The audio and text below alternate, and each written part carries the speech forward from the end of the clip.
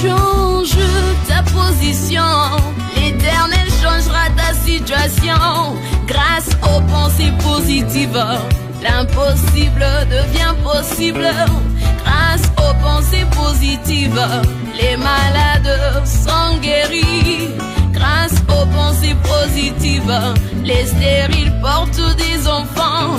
Célestisons donc nos maisons, célestisons donc nos travaux, célestisons surtout. Bonjour à tous et une fois de plus, bienvenue dans votre émission Poteau d'attache. Je suis toujours heureuse de vous retrouver chaque lundi sur votre chaîne Gospel Cross. Pour vous qui n'êtes toujours pas abonnés, je vous invite à le faire dès à présent et n'oubliez surtout pas de cocher votre cloche pour ne manquer aucune notification de notre part.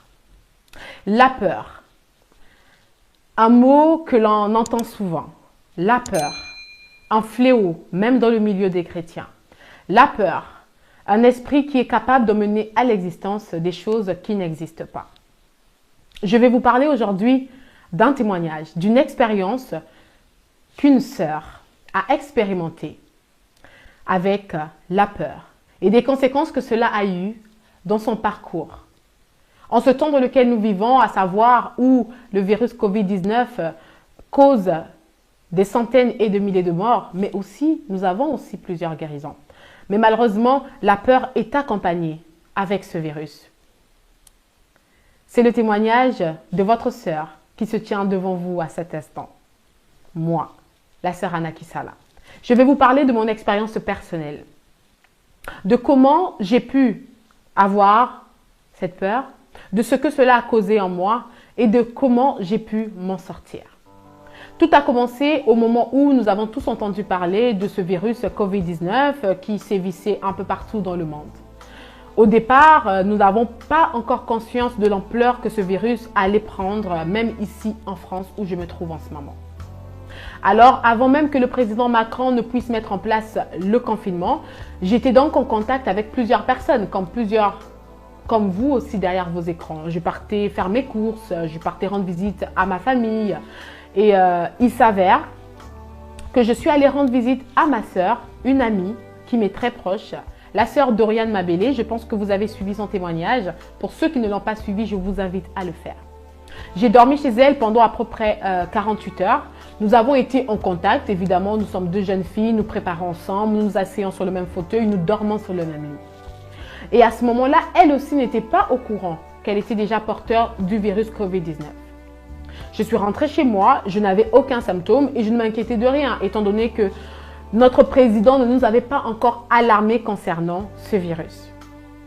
Quelques jours avant, j'avais aussi été en contact avec une autre personne qui a été diagnostiquée plus tard aussi porteur du Covid-19. Lorsque le confinement a été mis en place, je suis restée chez moi. Mon amie Doriane Mabélé a eu à faire des examens. On lui a dit qu'elle avait le Covid-19. Et la personne aussi avec qui j'avais été en contact quelques semaines auparavant m'a informé aussi qu'elle aussi était porteur du Covid-19. Dès l'instant où je me suis rendu compte, où j'ai réalisé que j'avais été en contact avec deux personnes porteurs du virus, la première chose qui s'est installée en moi, avec toute la sincérité de mon cœur, c'est la peur. La peur avait envahi mon esprit, mon corps tout entier. Je me suis dit, en fonction de ce que les médecins disaient et disent encore jusqu'à aujourd'hui, si j'ai été en contact avec deux personnes qui ont été diagnostiquées porteurs du virus, ça veut dire que moi aussi, mademoiselle Anna Kisala, je suis porteur de ce virus-là. À 99%, j'étais convaincue que j'étais porteur. Et dès l'instant que j'ai cru que moi aussi je pouvais être porteur de ce virus, je vous assure qu'à cet instant T, des symptômes que je n'avais jamais eus auparavant ont commencé à se manifester en moi. À cause de la peur. J'ai commencé à ressentir des violents maux de tête, des fièvres qui n'existaient pas, qui venaient de nulle part, des courbatures, une fatigue que je ne saurais vous expliquer. La première chose que j'ai fait, je ne vais pas vous mentir, ce n'était pas la prière. J'ai pris mon téléphone et j'ai appelé mon responsable, le frère Richard Kabeya, qui est le chef de Gospel Cross. Je lui ai dit, frère Richard Kabeya, j'ai été en contact avec deux personnes porteurs du virus. Je pense que je suis atteinte. Je suis malade, frère Richard. Je pense que je vais mourir parce qu'il y a des gens qui meurent. Et il m'a dit, sœur Anna, calme-toi. Et je n'arrivais pas à me calmer. J'étais emportée. Je me disais, mais non, je ne peux pas me calmer. En plus, je ne suis pas seule. Je vis chez ma mère. Ma mère Blanche, j'avais mes frères, David, Élie, Dominique. Il y avait d'autres enfants, Méana, Elia. On était en famille. Je me suis dit, mais si je suis porteur du virus, j'ai certainement contaminé aussi les autres. Et les autres ont certainement contaminé d'autres personnes. Et je suis rentrée dans cette atmosphère négative de la peur. Il m'a demandé de dire un mot de prière, de m'endormir et on en reparlerait le lendemain. Mais bien aimé, toute la nuit, je n'ai pas pu dormir. Il n'y avait qu'une seule chose qui se répétait dans mon esprit. Covid-19, coronavirus, Covid-19, coronavirus. Anna, tu es malade. Anna, tu es malade. Il n'y a pas de traitement. Anna, tu es malade. À ce moment-là, j'avais l'impression que toute la foi que j'avais n'existait plus. Que la peur avait tellement envahi mon être qu'il n'y avait plus moyen pour ma foi de s'en sortir, de se réveiller, de s'exprimer. Le lendemain, je me suis réveillée et je me suis calmée un petit instant. Mais bien aimé, je n'ai pas fait de prière de 30 minutes, je ne suis pas rentrée en jeûne et prière, je ne suis pas rentrée dans quelque chose de fantastique en termes de prière. Vous voyez? J'ai fait une prière peut-être qui n'a duré que 3 minutes, où j'ai simplement dit à mon Dieu, Seigneur, tu connais mon cœur. Et tu connais aussi les projets que tu as établis pour moi. Et j'ai rappelé à Dieu ce qui est très important, le rappel de ses promesses bibliques. Je l'ai rappelé qu'il m'avait dit que lorsqu'il était mort à la croix, il m'avait guéri de toute maladie. Alors, il est plus puissant que ce Covid-19. J'ai fait cette prière, j'ai cru. Ensuite, j'ai rappelé le frère Richard Kabea et il m'a orienté vers une prédication assez spéciale de notre prophète William Marion Branham. Je vous la recommande. En ce temps, je vous la recommande à écouter et à réécouter. La plus grande bataille jamais livrée. J'ai pris le temps de l'écouter. La plus grande bataille jamais livrée. Tout se passe dans la tête. Le frère Branham a donné plusieurs clés, plusieurs armes, mais m'a montré aussi dans la prédication comment le diable passe par le moyen de la pensée pour installer la peur, pour installer l'incrédulité. Et pour mon cas, c'était la peur. Et la peur, c'est aussi une forme d'incrédulité. Car avoir peur d'une maladie, c'est de ne pas croire que Dieu est capable de guérir. À mon humble avis. J'ai écouté la bande et là, j'ai été saisie d'une forme d'espérance qui est montée en moi.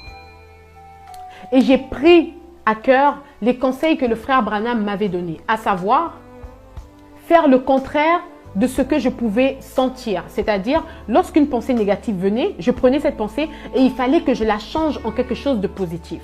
Je vous donne un exemple. Lorsque la pensée du noir vient, vous devez penser à la lumière.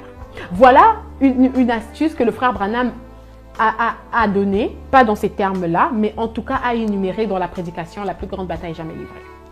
Et à partir de ce moment où j'avais écouté cette prédication, j'ai commencé à mettre en pratique les conseils que frère Branham a donnés dans la prédication. Et je peux vous assurer que cela a porté des fruits. Les résultats étaient là.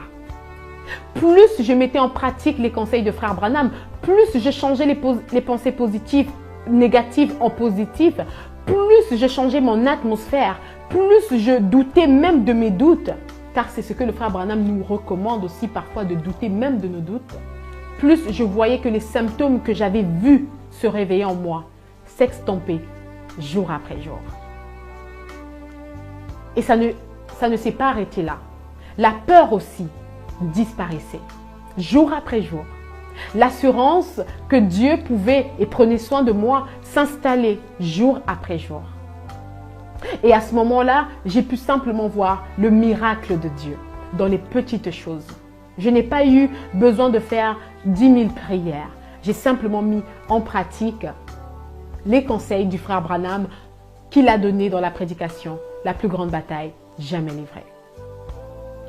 Mais Malgré tout, il sied à le préciser, je m'étais quand même tenue à distance de mes frères, de ma sœur, de ma mère pendant 2 semaines, la période qui est conseillée pour observer les symptômes. Pas que je doutais, mais c'était aussi important. Et je mettais aussi en pratique quelques conseils, on va dire naturels, que j'avais vus notamment dans une page Bongi Bongi, gérée par un bien-aimé du message, le frère Batoota Kisala Dominique, qui donne des conseils naturels, des petites astuces qui existent depuis longtemps pour se prévenir du Covid-19. Donc, j'avais les conseils du frère Branham, j'avais les conseils de cette page Bongi Bongi sur Facebook, dirigée par notre bien-aimé Monsieur Batoota Kisala Dominique, et je suivais et respectais aussi les consignes établies par les médecins. 2 semaines après, je me suis rendu compte que j'étais toujours bien portante, qu'il n'y avait plus aucun symptôme et que j'étais en bonne santé, physique mais aussi spirituelle, que la peur m'avait quittée. Voilà ce que je voulais partager avec vous pour ce nouveau numéro dans votre émission Poteau d'attache. Il faut retenir une chose. La peur est un élément destructeur. La peur est capable d'emmener à l'existence des choses qui n'existent pas. Ce n'est qu'un mirage. Il vous donnera l'impression d'être malade alors que vous ne l'êtes pas. Et même combien de fois vous l'étiez, rajouter à la maladie la peur, c'est un mélange toxique et destructeur pour votre âme et pour votre corps.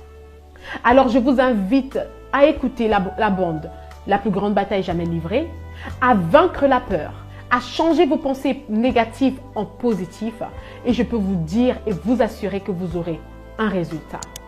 Car la foi est aussi une ferme assurance des choses qu'on espère et une démonstration de celles qu'on ne voit pas.